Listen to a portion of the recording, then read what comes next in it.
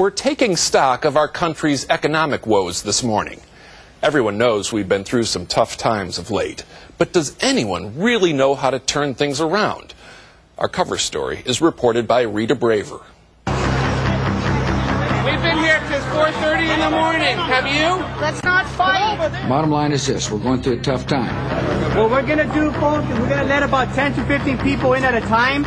As soon as your deposit is insured by the federal government up to $100,000. Oh, Lord. It was a week of nerve-wracking economic news. How do you know they're going to fail? While the nation's two federally chartered mortgage giants turned up in need of a government rescue strategy. Our plan is aimed at supporting the stability of financial markets, not just these two enterprises. Stocks rallied, but only after weeks of losses. There was a new round of layoffs by General Motors, and even though oil prices fell a little, there was confirmation that inflation is on the rise. Consumer prices up 1.1% in June, while wages fell 2.4% over the past year. What's the atmosphere been like here in the past couple of days? Well, it's been somewhat frantic. Art Cashin, director of floor operations for UBS Financial Services, says it's been one of the most unstable periods he has seen in 45 years on the New York Stock Exchange. We're in what is called bear market territory. We're down over 20% since October. We have seen some very volatile moves where stocks looked like they were going into absolute free fall. There were heart-stopping moments here. A new CBS News New York Times poll finds that 80% of Americans believe the condition of the economy is bad. The fallout continues from that once booming housing market that we've all seen go bust.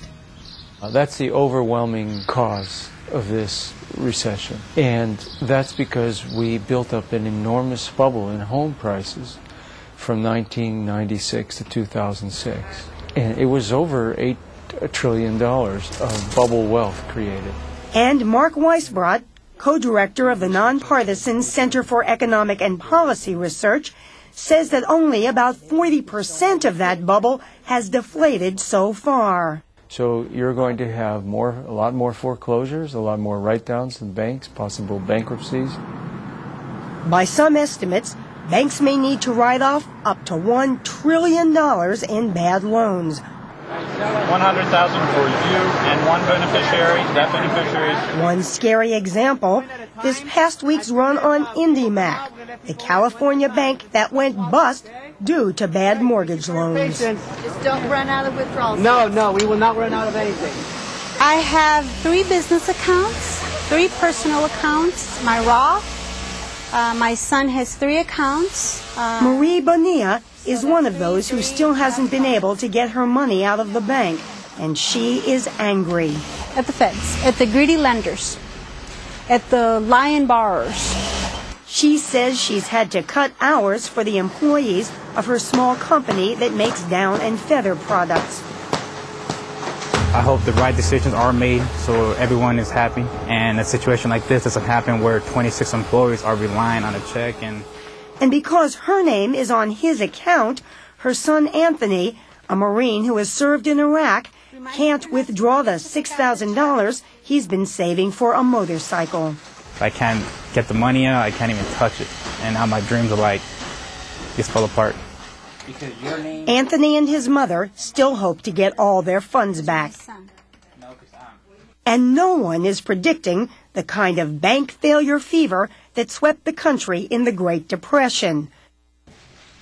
But the turmoil of the week had President Bush trying to reassure Americans that the country is on solid economic ground. We can have confidence in the long-term foundation of our economy, and I believe we will come through this challenge stronger than ever before. Not everyone was buying it. Who needs the formal trust? The formal trust. In fact, the economy is still showing small signs of growth.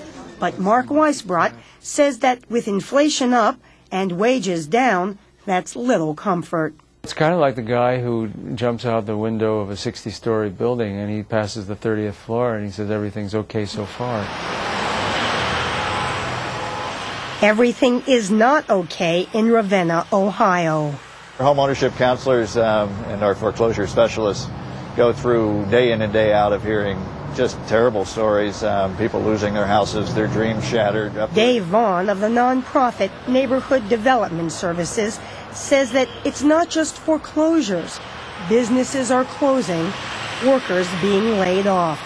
Most of the manufacturing jobs are simply disappearing, and the replacement jobs that are coming into play are much lower wage than they had been previous. As one of my colleagues said, the people who built the F-150 are now building Big Macs.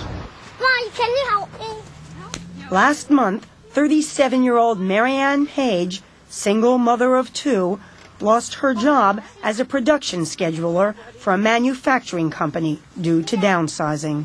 It was hard. It was hard. The kids didn't really understand, maybe a little bit, but they're young, so it was difficult. Now she scrimps on gas and groceries and still can't find work. It just seems like everybody's swarming for the same jobs, and it's just one job and 100 people trying to go for the same thing. It's just not a good thing. And the worst may be still to come. We're going to have a lot more inflation. Unemployment's going to keep getting worse. Interest rates are going to go a lot higher. That's going to make things worse. Peter Schiff, president of Euro-Pacific Capital, specializes in foreign investment. When he first started predicting the bursting U.S. mortgage bubble, failure of financial firms, and a steep rise in oil prices, he became known as Dr. Doom. People just dismissed, they almost laughed it off like it couldn't happen. He says that Washington and Wall Street have gotten it wrong for years. Our economy has been built on consumer credit, on borrowing and spending money. The real foundation of an economy needs to be on savings, on underconsumption, and on production. We've got it backwards. Now he forecasts that there will be a slowdown in consumption because given the current economy, more of us will be unable to pay our credit card bills. And then it's going to be very difficult for Americans to get credit cards. Americans are going to see their limits dramatically reduced on the cards that they have. And so they're going to find their ability to consume is going to be limited to the money in their checking account. Though Schiff says lower consumption, especially of goods bought on credit, would benefit the country, the view from Wall Street is different. What kind of impact does that have when consumers stop spending money? That is the daily worry down here. The American consumer is 70% of this economy. And if the consumer hits a brick wall and stops, then the economy all across the nation will be in serious trouble. You're protected by the federal government. And almost everyone has a different view of how to get things back on track. Financial stability is critical to economic stability. Some are calling for tighter regulations on financial institutions. Financial institutions have to do a better job at managing risk. Others say there are too many rules already. We're going to have to deregulate. The government's going to have to get a lot smaller. Some economists and politicians want to let the market right itself. Others are calling for a government spending program to stimulate the economy.